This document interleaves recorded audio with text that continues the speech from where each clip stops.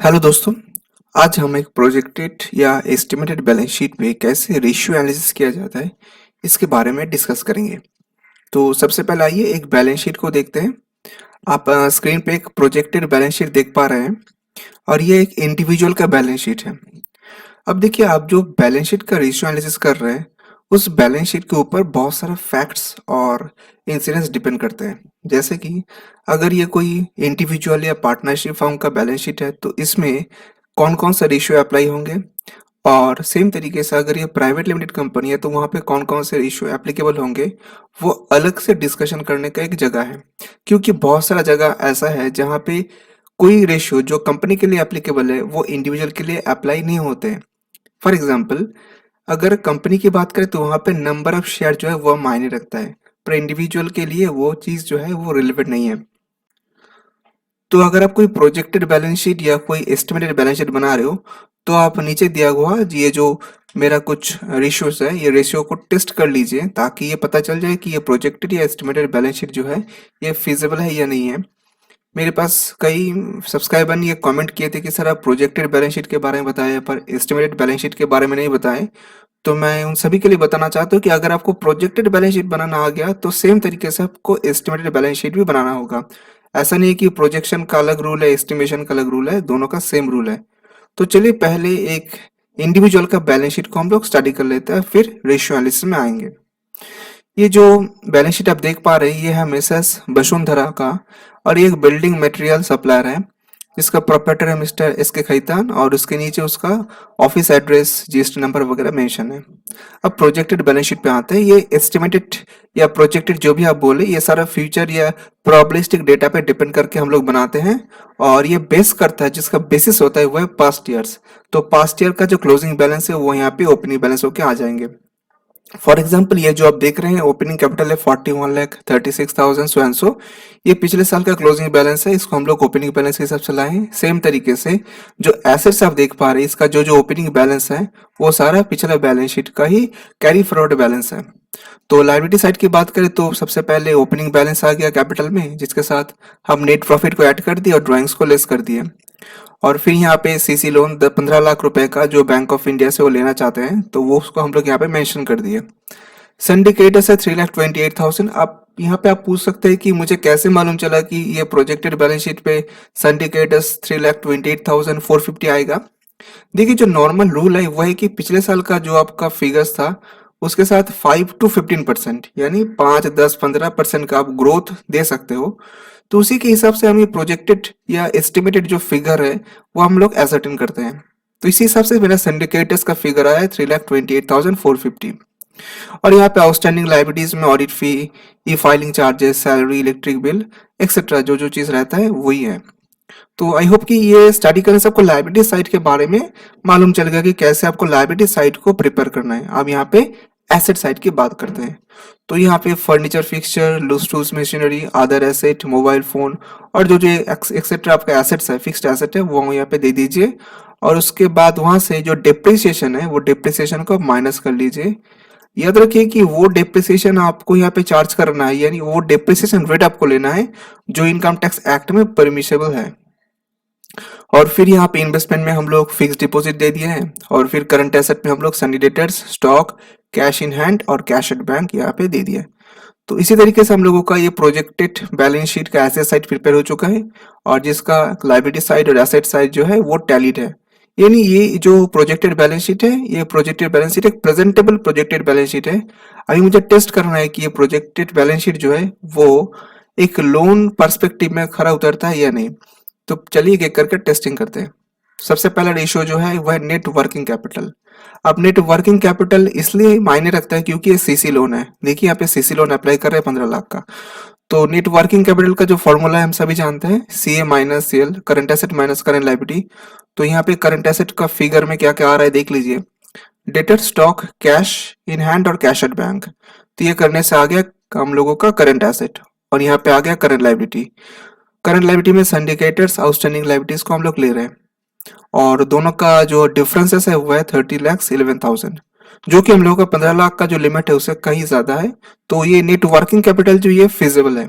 अब यहाँ पे मैं और एक चीज़ बताना चाहता हूँ, जो मैं पिछले कई सारे वीडियो में बताया हूँ और इसको लेके बहुत सारे मेरे को क्वेरी का सामना करना पड़ा हुआ है कि एक्चुअली ये जो 30,11,000 है, ये मेरा नेट वर्किंग कैपिटल है, पर बैंक इससे एक मार्जिन लेस कर देते हैं। तो बैंक इससे 25% या 20% मार्जिन जो है वो लेस कर देते हैं।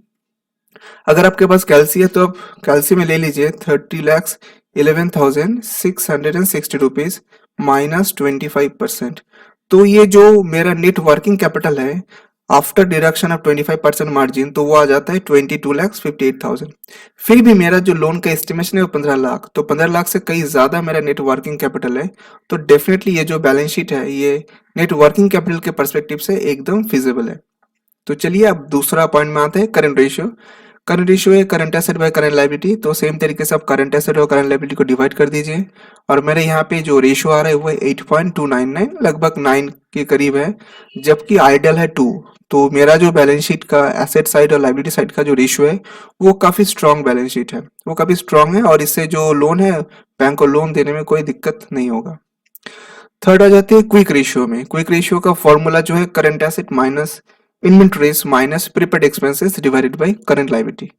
अब मेरा ये जो बैलेंस शीट है इस पे हम लोग प्रीपेड एक्सपेंसेस को हम लोग नहीं कंसिडर किए, तो करंट एसेट माइनस इन्वेंटरीज करने से आ रहा है 21,89,000 और करंट लायबिलिटी से 4,12,582। तो दोनों का जो रेशियो है वो आ रहा है 5.307 और आइडियल है 1.2 1.5 और 2।